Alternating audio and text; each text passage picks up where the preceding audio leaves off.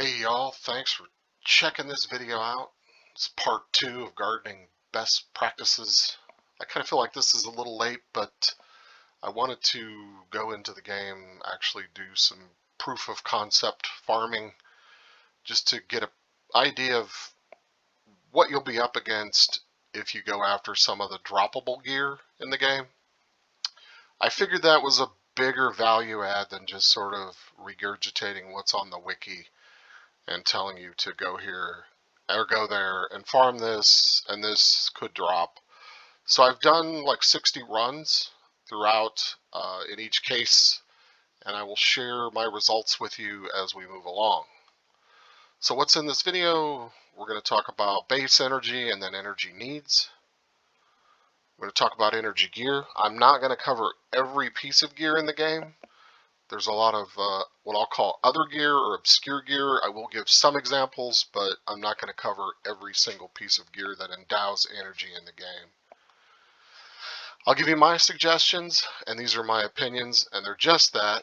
Keep in mind, I'm not saying that my way is the best way or the only way. It is a way, and you can take any pieces or parts from this that you want, and hopefully it inspires you to do what's best for you, right for you from a time and money budget perspective. At the very end, we're going to talk about jewel blossoms. I'm not going to deep dive these by any stretch of the imagination, but I think they're worth mentioning. I feel like they're sort of interwoven into like this overarching strategy, and I can save the whole jewel blossom thing for another video because they are fairly cantankerous, but I just want to sort of go over them and show you where you could be if you took the approach of jewel blossoms, from a energy opal perspective. So we'll talk about that at the end.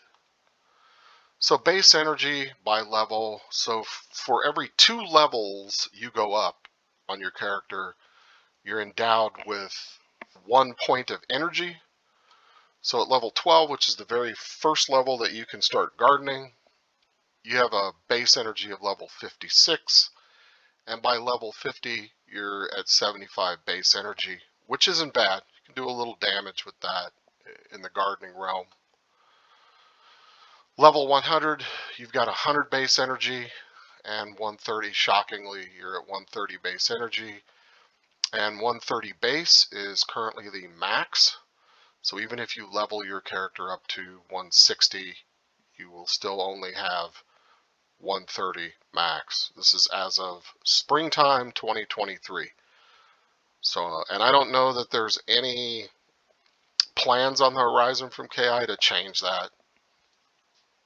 So energy needs, a 69 plot standard soil bed.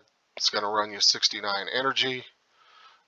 An enchanted soil bed of the same count will run you 207. It's quite a big difference. So planting 69 seeds is sort of this watermark of ability in the game.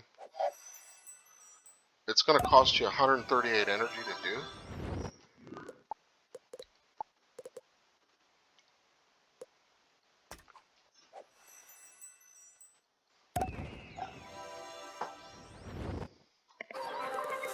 And then tending a 69 plot bed of couch, tending to their needs, set you back 35 energy. Now obviously if you're growing 69 dandelions, it's going to be less. Or if you're growing 69 magma peas, the energy need and expenditure will be more. So it's kind of good to not get ahead of yourself. Don't plant too much. Don't go past what you can handle on any given session.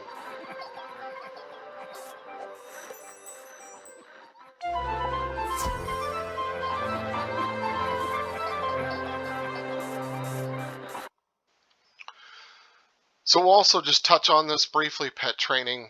It's sort of a circular output, if you will. So to train a pet from baby to ultra during double pet experience using only the fancy yogurt is around 611 energy to pull off. So gear is really going to come in handy when you go to train pets. And someone, yeah, please, maybe check my math. I think I got it right, but I think it's around 611. So sort of the moral to the whole thing, that even at max base, naked base we'll call it, so you don't have any gear adding anything to your energy, you're at 130, and you still can't plant an entire bed of 69 seeds at once.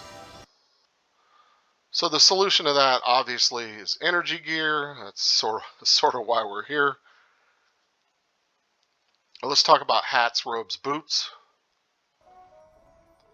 So this is sort of a low-hanging fruit, as I'll call it. It's in the crown shop. 3,500 crowns, going to endow you with a whopping 18 energy. Good points about it is any level can don this gear and put it on.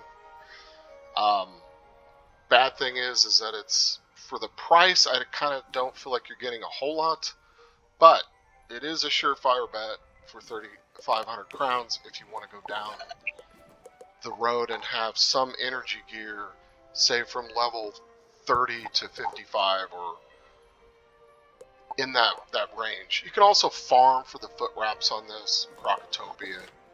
It's Gozy the Beguiler. And it does drop. I did about 25 runs on a Max Storm and actually got the Beastmaster's foot wraps. The other two pieces of the costume, you have to buy them from the crown shop or get them through Puree's plentiful pet provisions. I did not open any of these packs to try to see how droppy it was. So I don't really know there, but it is an option. I don't know that I would specifically recommend it, but it is there. And, you know, certainly if you feel like you need the extra energy, it is an 18 boost at that, and at a lower level or for a low level character. So the second piece is of low-hanging fruit is the Baconator costume. This does drop from Waterworks. I went into, on a Max Storm, went into Waterworks with a Max Fire. We did 60 trips. Had a lot of people that were farming Waterworks that day, like super excited. And we had quite a few of them that stayed with us for 20, I think 30 runs was the max. I did get the Savory Shroud, and my friend on the Max Fire got the hooves. We also farmed Nordri, who's essentially the final boss, Winter Tusk, in Jotunland and Nostrum. And we did 30 runs there, and she wound up getting the tunic. I didn't get anything. So I don't know which one of these, to be honest with you, is better to farm. They both have their different levels of tedium. To me, I think Waterworks is the most tedious. But then again, Waterworks is kind of the most entertaining, especially if you have a higher level character, because you're sort of helping out some other players. So there is sort of that charm, you know, good feeling to helping out some people to get some gear that, as you know from maybe having done it, how tedious it is, that entire dungeon. That's not to say that the Winter Tusk option is any better. That has its own levels of tedium.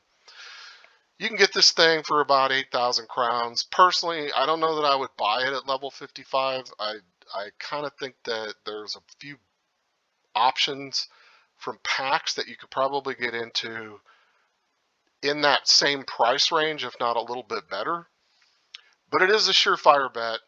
And kind of the cool thing is that any energy gear is better than no energy gear. So if you do decide to go down this road, be prepared for a lot of trips through Waterworks.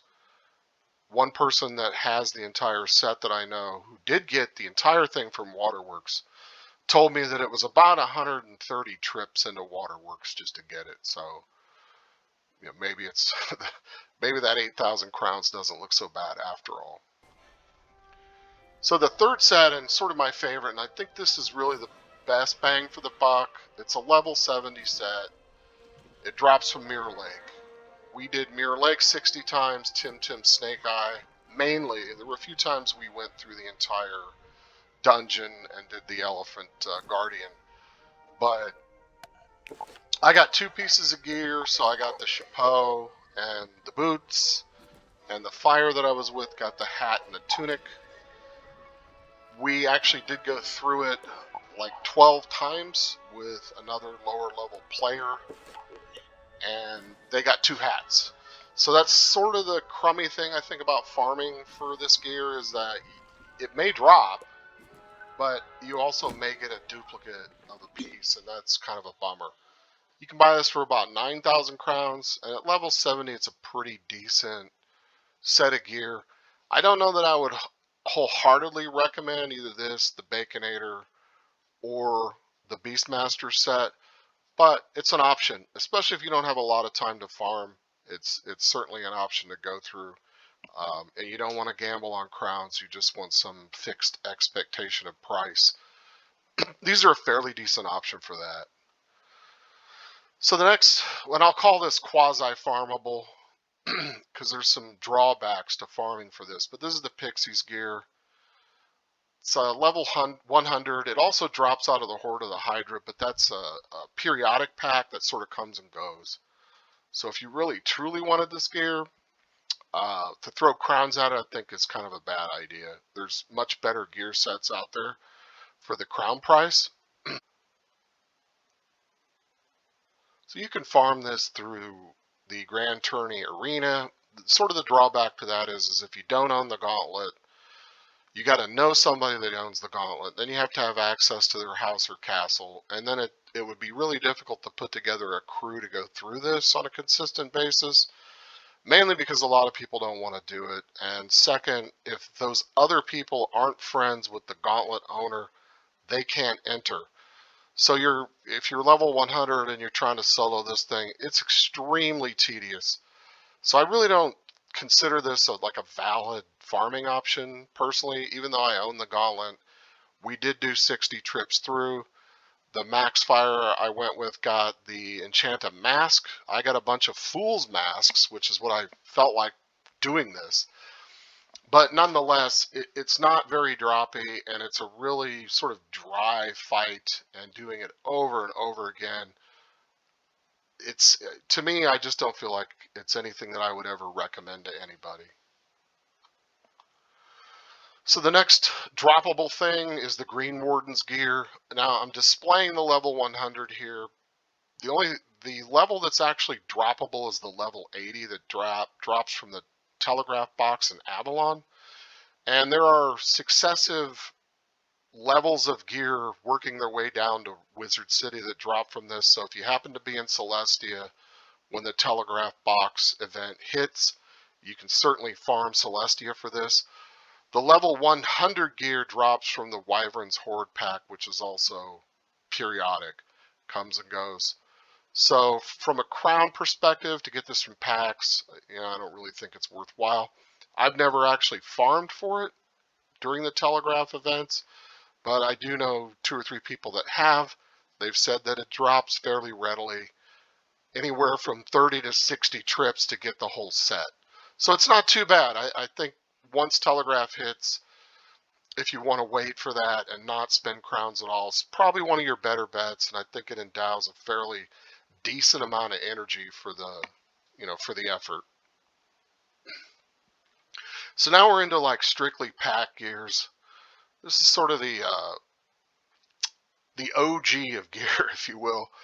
This is the Snowdrifter set. I'm showing the max on all of these at 130. I wouldn't recommend this going forward anymore, simply because it doesn't give any piece of gear out of the set that's max stats at 130, which will become apparent as we move along here. Even at $2.99, I don't think it's worth it. Plus, it's a Christmas in July, so you've got to wait around for those events to actually throw crowns at this, and I wouldn't recommend this to anyone. Now, I happen to have a bunch of sets of this, but that's because when I did buy it, this was really the only thing in the game, and I have several characters that, sub-garden characters that are running around with pieces and parts of this gear. But moving forward, I don't think it's really worth the effort, personally. So the next is the Light Elf gear. It's the Elven Nightmare pack, which is a Halloween pack. So it too is periodic. At max at level 130, it drops the max robe and the max wand, or in this case, sword and shield. So not a bad deal, and the hat and boots are pretty comparable to a lot of the other sets. So, if you want to do this on Halloween for other reasons, and you happen to get pieces of it, yeah, I would probably recommend this if that were the case. Next up is the Alpine Hunter's Gear. This also is Christmas and Christmas in July. It too, like the Elven attire, drops a max stat robe and max stat wand. In this case, a flannel and an axe. But it is also Christmas in July, so you have to wait around on it. The only probably good side to it is that it's 299 crowns. So you're saving 100 crowns a shot. I would recommend this to people. I think it's probably a decent way to go, but there is one other way to sort of get around all of this and have it now, and I'll show you here in just a minute. So finally is the Shadows gear. This is typically always available as of spring of 2023. It's in the Crown Shop. It's the Heroes of Lemuria pack. It drops the max stat hat and the max stat sword, and the costume and boots are the plus 26. So I would recommend this. I think it's a comparable gear set. It does drop pretty readily, at least in my experience. I do have a bunch of these 130 hats, and I'll show you here in a moment how that sort of plays into what I'm recommending when you're at level 130 or higher. So just to kind of give you an idea, I roached about 7,000 crowns on the Heroes of Lemuria pack, and this will kind of give you an idea of how well it dropped. So 7,000 crowns is somewhere between the Beastmaster set and the Splendid attire set. And as you can see, I did pretty well.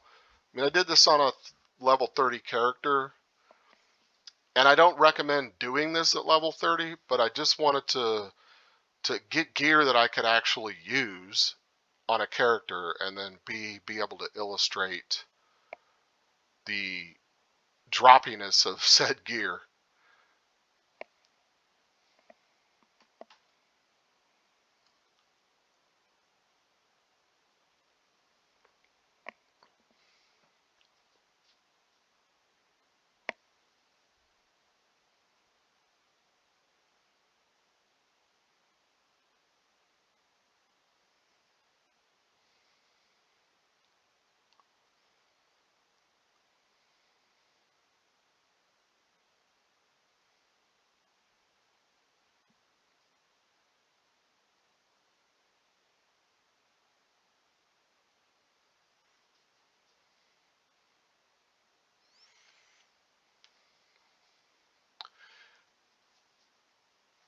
So in the end, I wound up getting the hat, the robe, the boots. I did not get the sword, but that's fine. As you can see, it actually drops fairly readily. I did get 2 hats. I think the hat is the item that drops the most readily. And I probably should have quit before this, but I wanted to see if I could get the entire set. And there's the boots.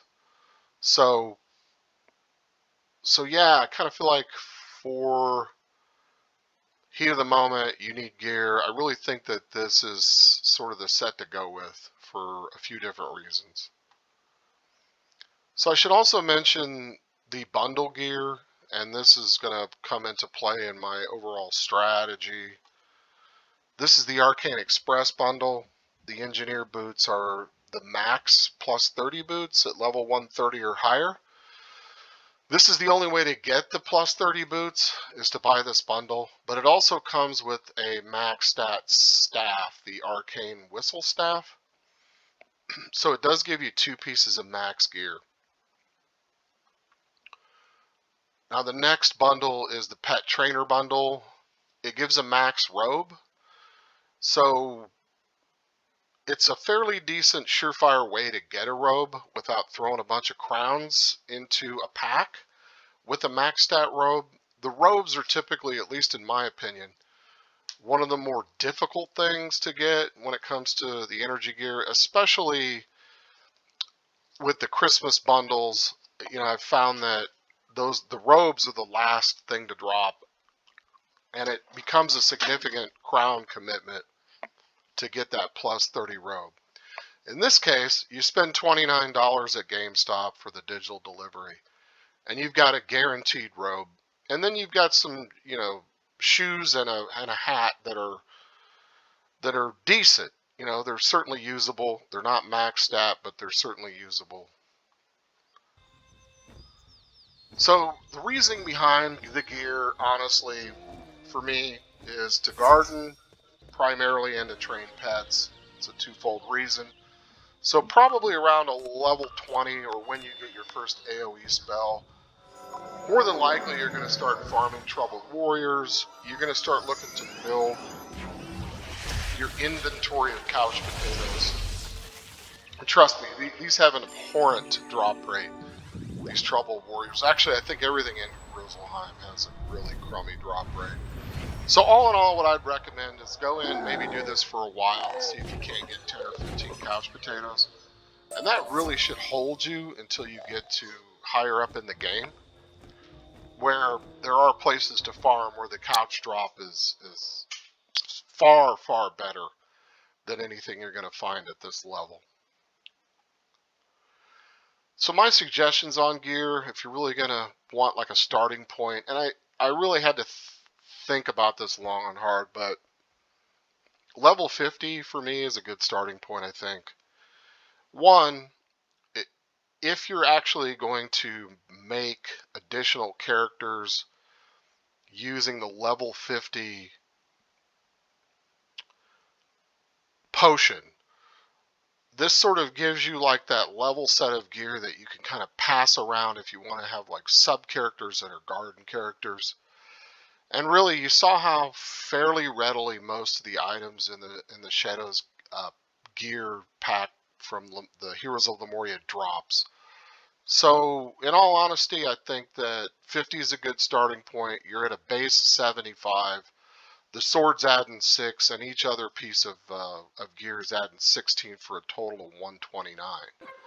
So 129 is really good. It's enough to plant and care for 64 couch potatoes. And you've got energy there to train an energy pet, which will really expand your ability to garden. Now keep in mind, for pet training, when you unequip that energy pet, you lose that energy. It's not applicable for when you're training another pet.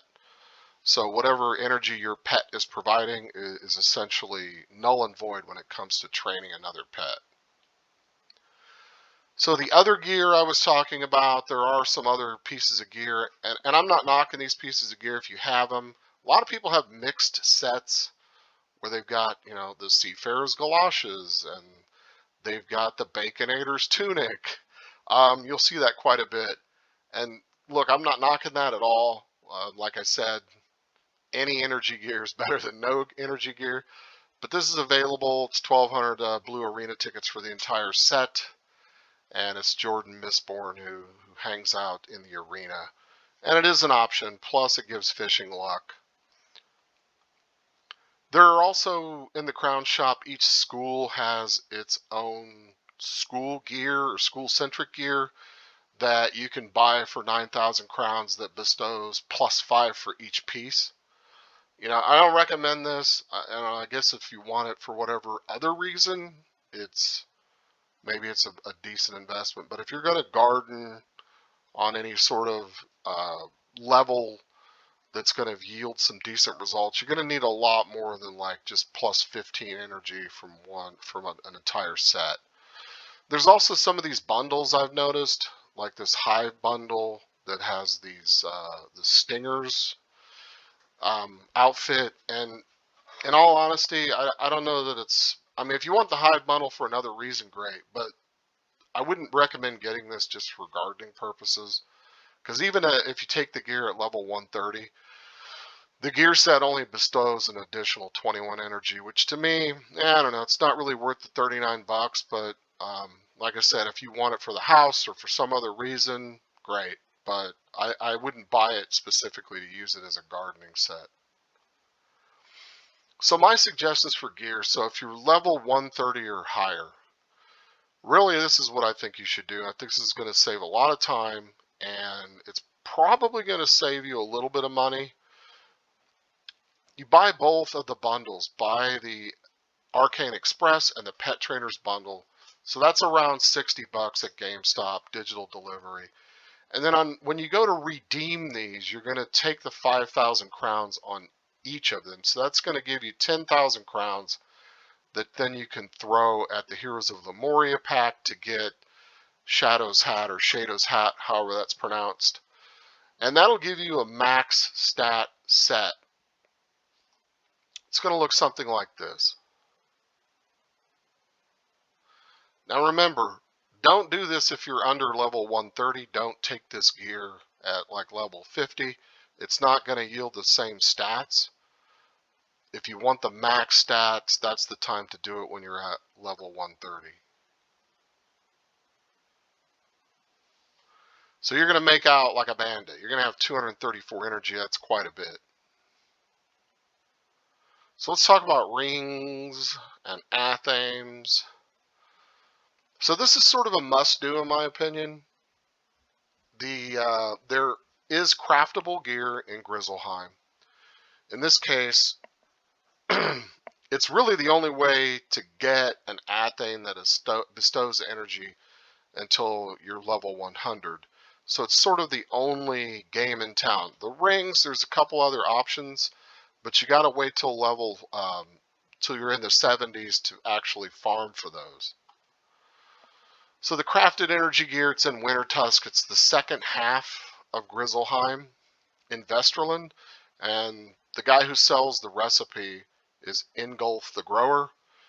Now, you're going to want to do your crafting quests so that you're actually capable of crafting this. You have to be a Grandmaster Artisan, and you're going to want to go for the Emerald Bear Claw and Wintertusk Ring of Courage.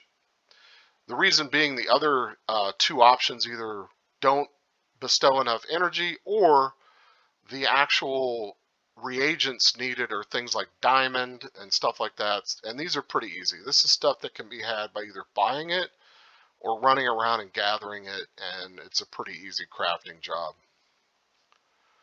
So you don't actually have to have finished the first half of Grizzleheim.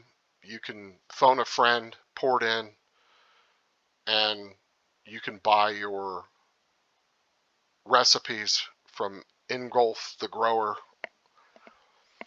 These don't actually craft at the house, so don't go back to your house looking to craft these. They craft over here. And again, you have to be a Grandmaster Artisan to craft these.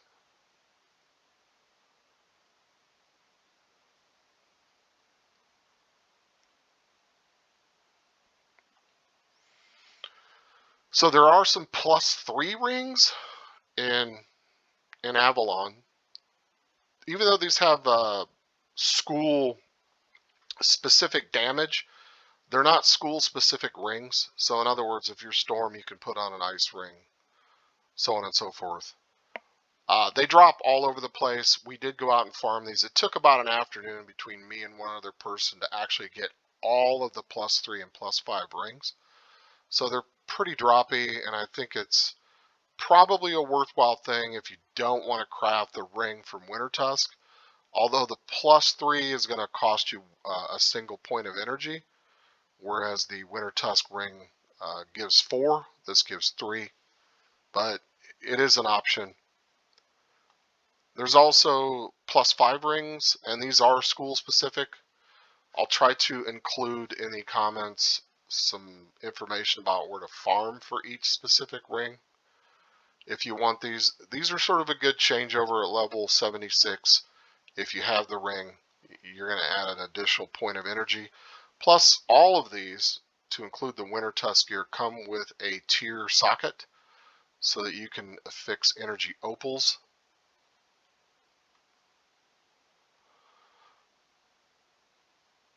So let's think about this way. Let's stick with the level 50 gear that we had originally invested in. Now we're level 56. Our base is 76. And we're going to add an additional 2 energy with the Bear Claw and 4 energy with the Winter Tusk Ring of Courage. And now suddenly we're magically at that 138 number, which is going to allow us to plant a 69 plot bed of seeds. So once we hit level 100, that ring and athame are going to get changed out. So you're going to do your Darkmoor quests all the way to the end to where you get your first shadow spell. And then you're going to come in and fight this boss. It really takes about 5 to 7 trips to get the 2 things that you're after.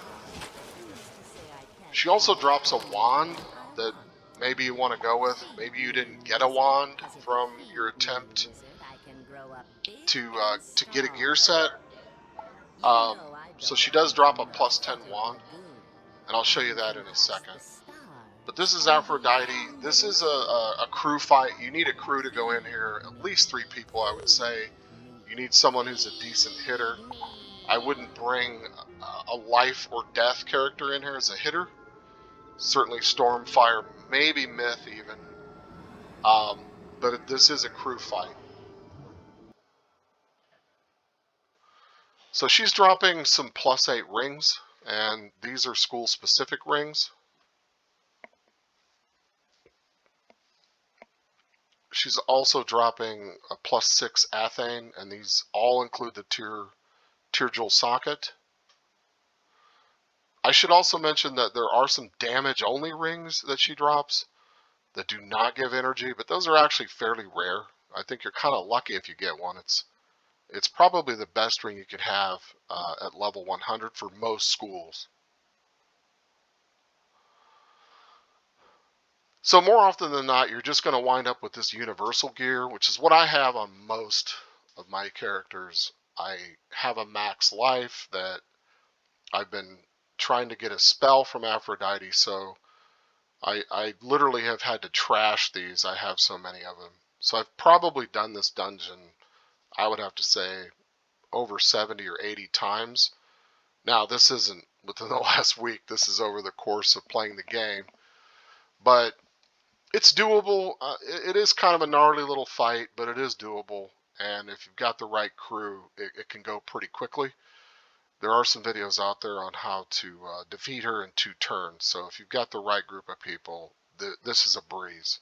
And as you can see here, the Greenbrier Band and Stinging Nettle both have +4 jewel opals affixed. So like I said, she does drop some standalone wands, and I call them standalone because they're not a part of a set. So if you did decide to farm for gear, and none of that farmable gear actually contains a wand, or in this case a staff, this is your opportunity to pick one up. At level 100, there are school-centric ones, and I'm only showing death here as an example.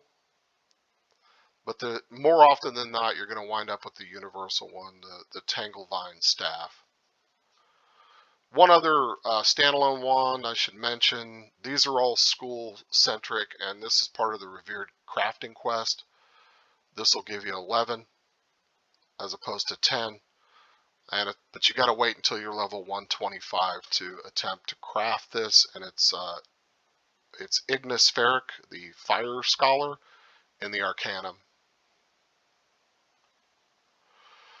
So let's talk about finishing your rings and athames. So there are energy opals in the game. These are tier jewels, and these will affix to your rings and athames. There's a +1, +2, +3, +4, and +5. Obviously, the +5 is the Holy Grail. All 5 of these drop from the Farley's Gardening Pack, and we'll talk about that in a minute. It's a pack. It's $4.99. And if you've never purchased it, it gives you a bunch of seeds and likes for plants and pots and gardening treasure cards and stuff like that. But all 5 of these do drop from Farley's. As an alternative, you can buy the jewel packs as well. The fire jewel pack is going to drop the 1, the 2, the 5. The death will drop the 5 and the 1. The ice, the 5, the 2, and the 4. The life drops all 5. The myth drops all 5.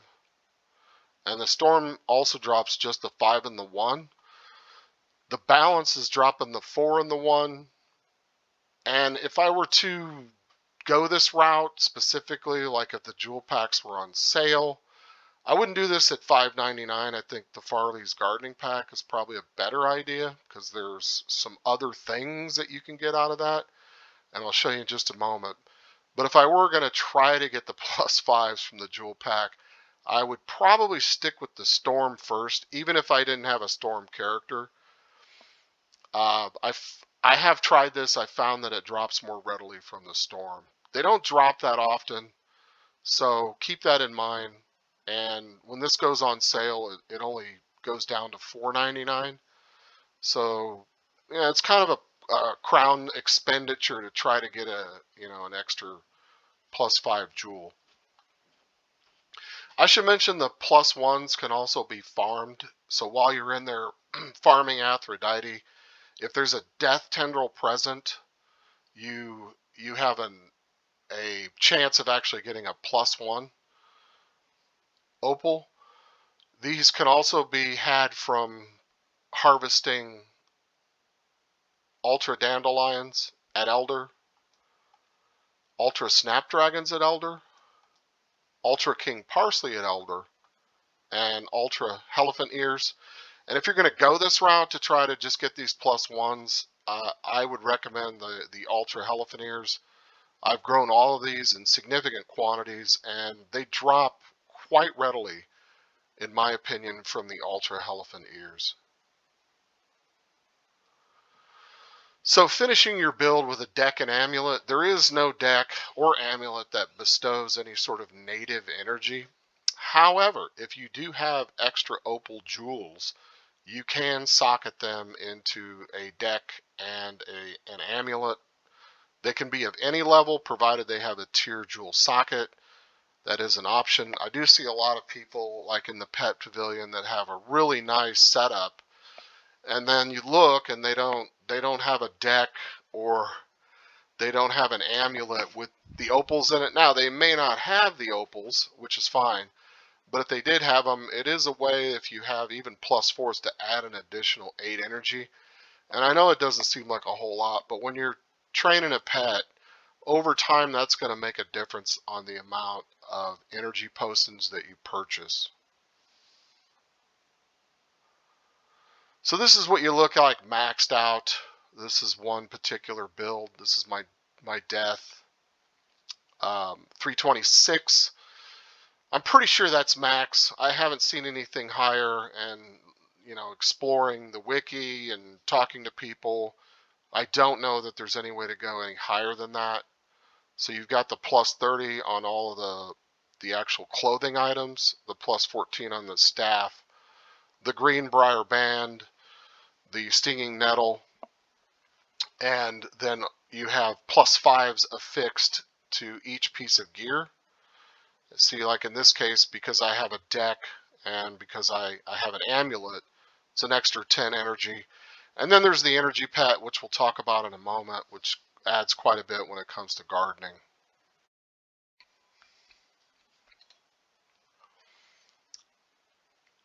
Okay, so your energy pet, let's talk about that for a moment. Let me save you a little trouble and heartache. For the dapper corgi, don't go into the pet pavilion and train a piggle. I really think it's a waste of your gold and time. Hang out in the pet pavilion. Don't go into this kiosk, is what I'm trying to say. Hang out in the pet pavilion and wait for somebody who has a dapper corgi. I mean, I have 6 characters, all with dapper corgis that are finished.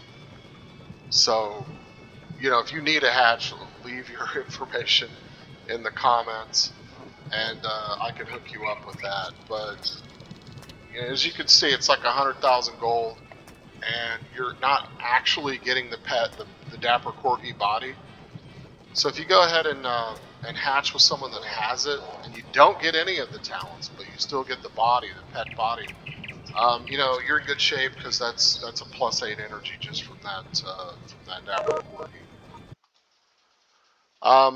So finishing your pet jewels, these are the talents that you could expect to manifest typically, and what you're looking for is the +5, +10, +15, or +20. Gold miner, sort of a nice to have. These four are kind of key to have manifested on the pet, and if you don't have them, you can certainly farm for and affix any one of these. If you have one, like in my case, that has Maycast Pixie, I'm missing the +5, so that sort of forces me to go out and have to farm for it. I don't know what you guys think of this. I had seen it. I thought I would try this out. It's the $30 Amazon card. Now, I don't know why it says it's a free pet jewel and you had to pay $30 for it. That makes absolutely no sense because it's certainly not free. But anyway, you have to take possession of it in November to get this, you know, dual talent pet jewel that's free. And it gives the big energy at +10 and a Maycast Pixie. Plus, it comes with an energy elixir. So I was going to try it out in hopes that I could socket this into a pet that already had big energy manifested, but yeah, I'm pretty sure that King's Isle's already foiled that before it ever started. I'm going to try it anyhow. I'll let you know how that works. You can also farm for pet jewels if you need them. Handsome Fomori and Avalon Nodor drop +5, +10, +20. They're an easy fight, honestly, but boy, they're stingy on dropping. I think we did 100, almost 100. It's 98 or something runs, and I got an energy opal and an ultra energy opal, and she got 2 energy opals, and that was it from you know, 100 runs on these guys. As an alternative, if you're in Chrysalis, there's the Yellow Jacket Shredders. They drop the +5, +15, and +20.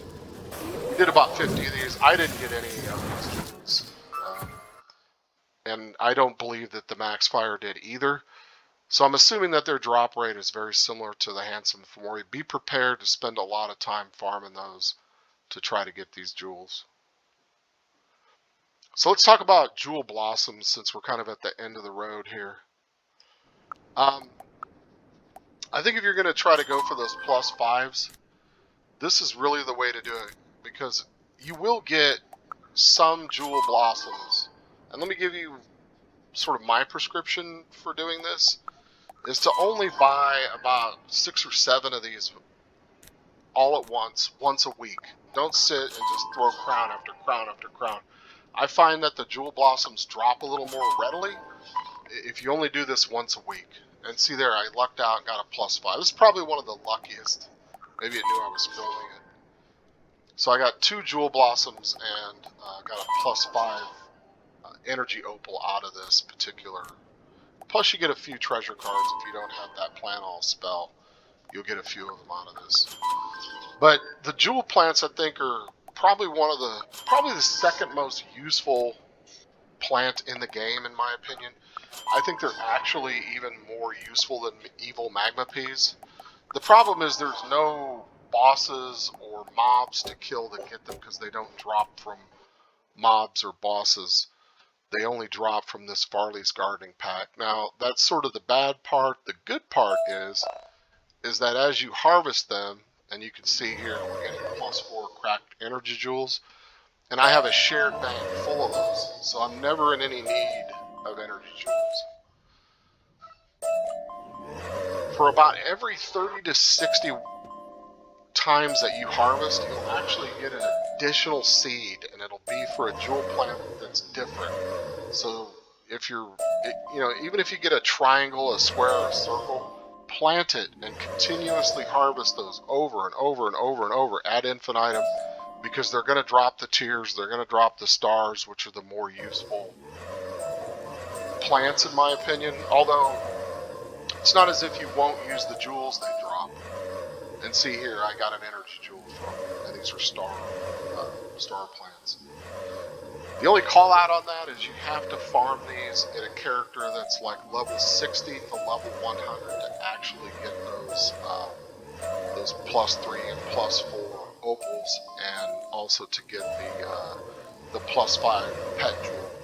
It's got to be a character that's of a low enough level. If you have a max character, anything above 100, you're not going to get these drops, because the jewels that drop are tiered to the character that's harvesting them.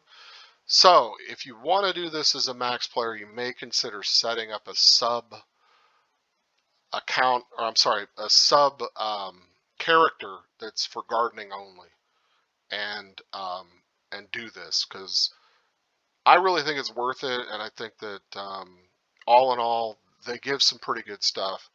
The tiers also drop the tapestries, and you'll have a tapestry to everywhere in the game, and you'll have so many of them that you'll be trashing them. So it's kind of a value add there, in my opinion. So the character that was just doing that harvesting, like I was saying, she's 71 Storm, and that's sort of her setup.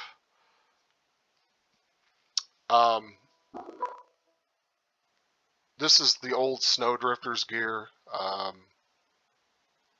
mixed in with the Splendid gear. So you can see the +15, +15, and then she has all of the cracked energy jewels, as well as that. She has the Ring of Valor, which I don't know why she crafted that, but the Emerald Bear Claw as well. So yeah, it's 215 energy at level 71. It's really good. I mean, you can tend to a lot of plants at that point, and do a lot of planting and gardening, and even some pet training. So when and what to socket, in all honesty, the athame and the ring from Winter Tusk, I wouldn't socket the +4s in them unless you have a whole boatload of +4s. Put your +3s and +2s in there. If you have the +4s, save them for when you get the athame and the ring from Darkmoor, and socket it in those, because those are a little more permanent. Well, that's kind of it, you guys. Thanks for checking out this video again. I appreciate it. I'm going to follow up with some tips and tricks and whatnot, probably within the next couple weeks. And if you get an opportunity, definitely give us a like if you want, or subscribe, or whatever. It's all good. And we'll see you around. Enjoy.